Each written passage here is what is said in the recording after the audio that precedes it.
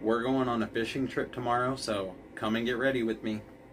So the lake that we're going to tomorrow, we were actually there last weekend, and the water was relatively clear, about 3 foot of visibility, but we've had crazy rain over the last 4 days, so I'm thinking that the water's probably not as clear as it was. So I'm thinking the weather app on my phone is kind of being ambiguous about what the sun's going to do tomorrow, but I'm thinking that loud colors, lots of splashing and sound, lots of noise and vibration in the water is what's going to be the play. We're going to, at least to start the day off, we're going to go with 2 top waters, 2 subsurface baits, and a big bait. So let's pick those out. So we're going to start off with top water here, and because I think that it's going to be overcast and the water is going to be extremely muddy, I'm going to go with the dark colored top water plopper. This is the Claptail by Rapala, the newer one.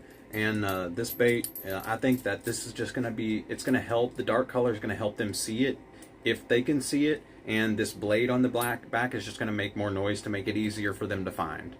And as I said, I've tried so many different top waters and I haven't had any luck, so tomorrow morning I'm thinking I'm going to try something that probably no one's ever thrown at this lake before, and we're actually going to go right down here to the junk drawer of the wall. And this is the Megabass Grand Siglet. It's a crawler bait. It's small, but it does have rattles in it, and it moves a lot of water, makes a lot of splashing sound. I think this could do really, really well tomorrow. For our first subsurface bait, we're going to go with the good old jackhammer.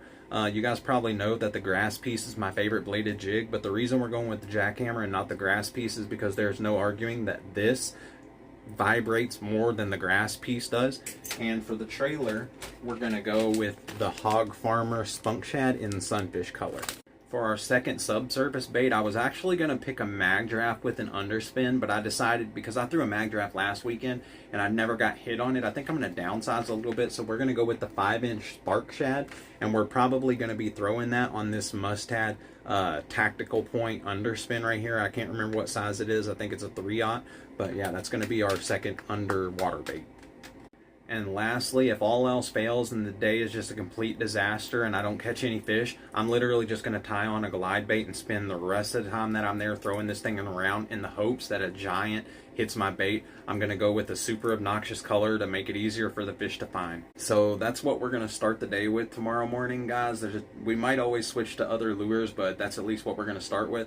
Guys, if you wouldn't mind helping a super small channel out, like, comment, and subscribe. I appreciate it more than you'll ever know. We're trying to grow over here. We're doing a giveaway. Look in the description for the details. Peace.